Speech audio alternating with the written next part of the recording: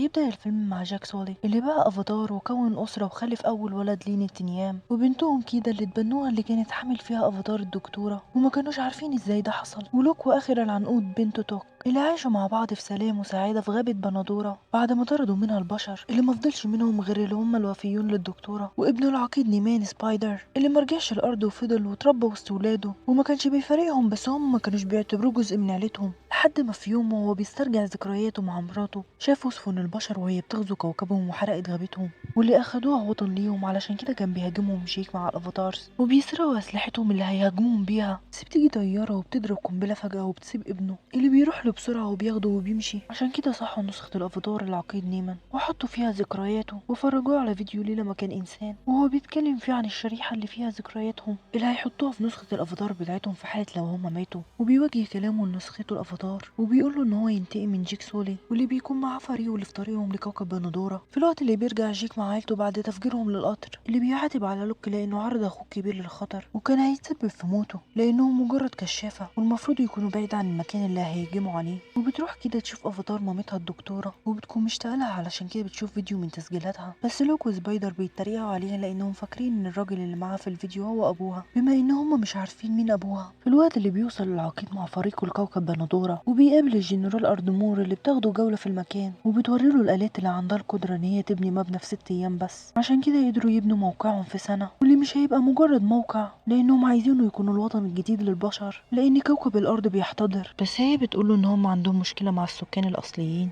عشان كده بيتكلموا عن هجمات جيك اللي بقت مستمرة وإنهم مش قادرين يدخلوا المكان اللي هم فيه لأن بمجرد ما بيدخلوا الطيور بتعرف إن هم بشر وبيهاجموهم، وعشان العقيد وفريقه أفاتار هيقدروا يدخلوا لأنهم مش هيقدروا يتعرفوا عليهم، وهو ده اللي بيحصل في الوقت اللي بتكون أطفال جيك مع سبايدر اللي بيكونوا بياخدوا جولة في المكان، ولما بيشوف لوك آثار رجليهم بيروح وراهم وبياخد سبايدر واخواته معاه وبيلاقيهم موجودين في الموقع اللي حارب فيه جيك أبو سبايدر اللي بيشوف الهيكل بتاعه وبياخد آلة التسجيل اللي موجودة في مركبته، ولما بيشغله بيشوف مرات جيك لما قتلته وبيشوف سبايدر ده في الوقت اللي بيبلغ لوك أبوه وأمه بمكانهم وبالأفاتار اللي شافوهم وبيعرفوا إن هما في خطر، علشان كده بيطلب منهم إن هما يمشوا من المكان في هدوء لحد ما يوصلوا لهم وبيعملوا كده بس بيقدروا يمسكوهم وبيعرفوا إن هما أولاد جيك لأن فيهم جينات بشرية اللي عرفوها من إيديهم، وبيعرف إن سبايدر يبقى ابنه في الوقت اللي بيوصل جيك مع مراته وبيقتلهم في هدوء بس بيقدروا يعرفوا بوجودهم، علشان كده بيضربوا عليهم وبيحرروا أطفالهم بسرعة اللي بيهربوا مع سبايدر، بس وهم في الطريق بيقع سبايدر منهم وبيمسكوا العقيد وبياخدوا معاهم،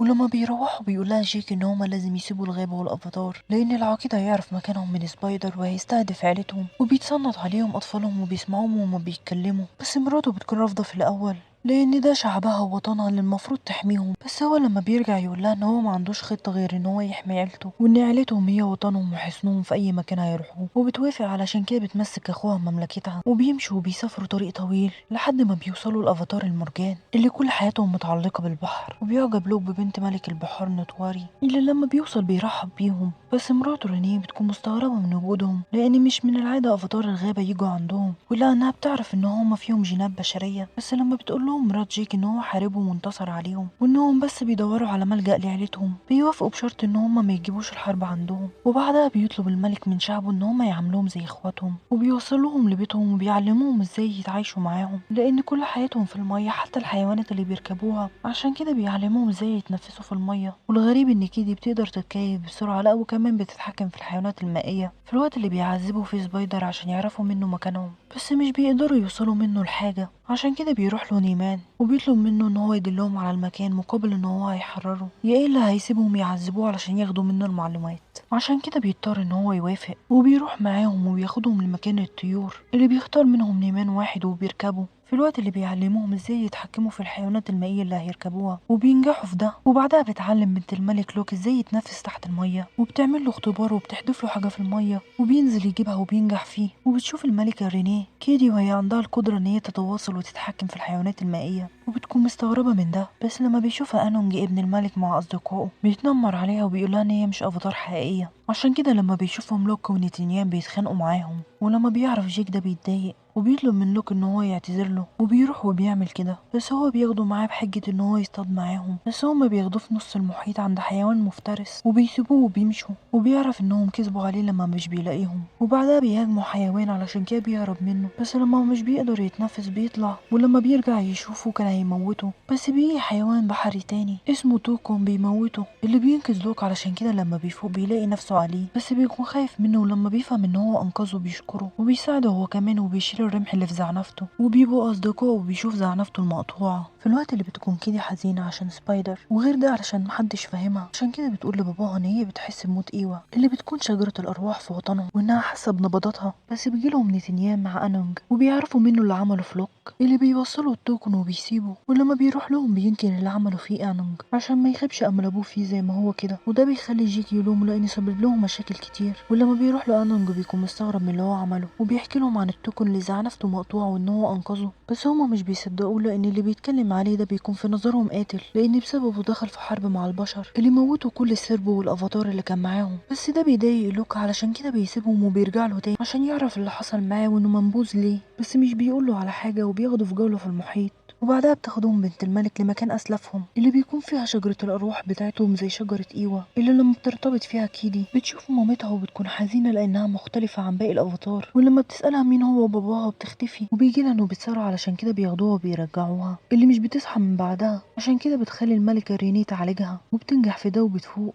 في الوقت اللي بيرصد العقيد سفينة حربية في البحر وبيروحوا لها، وبيعرف منه ان هو بيصطاد التوكن في الوقت اللي بيوصل سرب منهم للافاتار وبيشوفوهم وبيكونوا فرحانين بيهم وبيعوموا معاهم، وام سرب التوكن بتمثل الاخت الروحية للملكة رينيه، بيكون طلب نيمان من الصياد ان هو ياخدهم للقرى اللي حواليهم اللي لما بيوصل لهم بيسألهم عن جيك، بس هما بيرفضوا يتكلموا ويقولوا عن اي حاجة، عشان كده بيحرق لهم بيوتهم وبيمشي، وبيعرف الملك نوتواري وبيبلغ جيك بده في الوقت اللي بيروح لوك للتوكن، وبيرجع يسأله عن سبب ان هو منبوذ ووحيد، عشان كده بيسمح له ان هو يدخل جواه في الوقت اللي بيراقبوا اخواته، ولما بيدخل بيسمح له يشوف اللي حصل معاه وهو صغير لما كان ماشي مع مامته في سرب وهاجموهم البشر، عشان كده لما ندى الافاتار وساعدوه بس هما ماتوا وكل سربه مات، وبيعرف ان السبب ده في البشر مش هو، ولما بيرجعوا بيعرف الملك ان هو تواصل مع التوكن المنبوذ، بيتضايق وبيقول له ان هو كان السبب في حرب في موت الافاتار، بس لوك لانه شاف حقيقته وعرفها بيعترض مع الملك، علشان كده جيك بيتضايق وبياخده، وبيكون متضايق لوك لان محدش مصدقه، وبيقول للبنت الملك على اللي شافه، وبتقوله ان هي مصدقاه وان هو بقى واحد منهم لان التوكن اختاره في الوقت اللي نيمان بيطلب من الصياد ان هو يصطاد توكن، ان هو عارف ان جيك هيعرف ان هم اللي عملوا كده ويطلعوا من مخبأهم، وبيعملوا كده وبيصطادوا التوكن الام اللي بتكون الاخت الروحيه للملكه رينيه، وبياخدوا الماده اللي جواها اللي بيبيعوها بفلوس كتير لانها بتحافظ على شباب البشر، وبعدها بيرجعوها للميه هي وطفلها عشان يقدروا يشوفوهم، ولما بيشوفوهم بتزعل الملكه رينيه عليها، بس جيك ومراته بيكونوا عارفين هم عملوا كده ليه، عشان كده لما بيقرر الملك والملكه انهم يدخلوا في حرب معاهم بيرفض جيك وبيوريهم الاداه اللي اصطادوا بيها التوكن عشان يفهموا ان هم مش هيقدروا عليهم وان هم هيقتلوهم باسلحتهم، وانهم مش قدامهم غير ان هم يبلغوا التوكن ويخليهم يهربوا من المكان ده، وبيوافقوا على كلامه، علشان كده بيروح لوك هو كمان عشان ينبه التوكن المنبوذ اللي مش بيكون عنده غيره، بس اخواته بيكونوا رافضين علشان كده بيروحوا وراه، لما بيوصلوا بيتفاجئ ان الاداه اللي بيرصدوا بيها عليه وانهم في طريقهم ليه علشان كده بيساعدوه، في الوقت اللي لوك بيبلغ باباه ان هم كلهم هناك اللي بيبلغ الملك ومراته لان عياله هم كمان معاهم، عشان كده بيعلنوا الحرب وبيجهزوا نفسهم في الوقت اللي بيحرروه وبيشيلوا اداة الرصد، بس بيكونوا وصلوا لهم علشان كده بينزلوا وبيستخبوا في الشعب المرجانيه، ده مش بيقدر يحميهم لانهم بينزلوا وراهم بالالات بتاعتهم وبيهاجموهم، وبيقدروا يمسكوا توكو بنت الملك وبيكون معاهم لوك وبيربطوهم في السفينه في الوقت اللي بيوصلوا فيه، وبيشوفهم جيك عشان كده بيعترف لهم ان البشر عايزينه هو، وبيفهموا ان هو السبب في الحرب دي، عشان كده كان هيسلم نفسه، بس لما التوكن المنبوذ بيشوف لوك مربوط بيتضايق وبينط على السفينه وبيساعده وبيقتلهم، وكانوا هيصطادوه بس هو ذكي وقدر يهرب منهم، وبكده بيرجع جيك عن الاستسلام وبيروح يحارب وبيحاربوا معاه، وبتوصل مرات جيك علشان كده بيحاول نيمان يقتلها بس بيساعدها جيك في الوقت اللي بيهاجموا كيدي وولاد الملك، عشان كده بتتحكم كيدي في المرجان وبتهاجمهم وبتموتهم وبيستغربوا من اللي عملته في الوقت اللي بيساعدهم سبايدر في تدمير سفينتهم اللي بتتخبط في الصخرة، علشان كده بتدخل لها المية، بيكون الصياد بيلاحق التوكن المنبوذ وبيفتكر ان هو اصطاده، بس هو بذكائه بيكسر لهم سفينتهم بنتهم وبيقطع له ايده زي ما هو عمل فيه كده. وبيوصل نتنيام للوك وبيحررهم، وكانوا هيمشوا بس بيطلب منه لوك ان هم يروحوا يساعدوا سبايدر، وبيعملوا كده وبيروحوا يساعدوه وبيحرروه. في الوقت اللي بيمسكوا كيدي وبيشوفها توك وبنت الملك، عشان كده بيروحوا وبيطلعوا السفينة عشان يساعدوها. بس بيوصل نيمن وبيمسك توك وبيحدف بنت الملك في المية. في الوقت اللي بيهاجموا لوك ونتيام بس بيقدروا يهربوا منهم، بس بيكتشفوا ان نتيام اتصاب، عشان كده بياخدوه لجيك وبيشوف اصابته وبيعرف ان هو مش هينجح. ولما بتوصل مامته بيقول لهم ان هو عايز يرجع لوطنه، وبعدها بيموت وبتنهار مامته من العياط والحزن. في الوقت اللي بيكلم نيمان جيك وبيقول له ان هو مع بناته وانه لو ما سلمش نفسه هيموتهم، عشان كده بيقول لمراته وبيطلب منها ان هي تكون قويه عشان يقدروا يخلصوهم منه. وبتعمل كده وبتاخد رمحها وبتروح. وبيروح جيك مع سبايدر وبيطلع السفينه وبيقتلوا الموجودين عليها لحد ما بيوصل جيك لتوك اللي بتقوله ان هو اخد كيدي وكان هيقتلها، بس بتساوي مرات جيك حياه ابنه سبايدر مقابل حياه كيدي، وبتجرحه علشان يصدق ان هي هتقدر تعمل كده. عشان كده بيسيب كيدي وهي كمان بتسيب سبايدر وبتحدفه وراها لان هي مكانتش هتتخلى عنه هو كمان. ولما كانوا هيمشوا بيقولوا نيمان ان هو هيلحقهم، عشان كده بيروح له عشان يموته عشان ينقذ عيلته منه اللي مش بيقدروا يهربوا بسبب النار اللي ولعوها، وده بيخليهم يرجعوا للسفينه تاني. ولما بتقع توك بتنط مامتها وراها وبيتحبسوا جوه السفينه اللي بتغرق. في الوقت اللي بيحاول جيك ان هو يتخلص من نيمن بتغرق السفينه وهم فيها، بس بيقدر جيك ان هو يخنقه ويفقده وعيه وبيسيبه عشان يموت.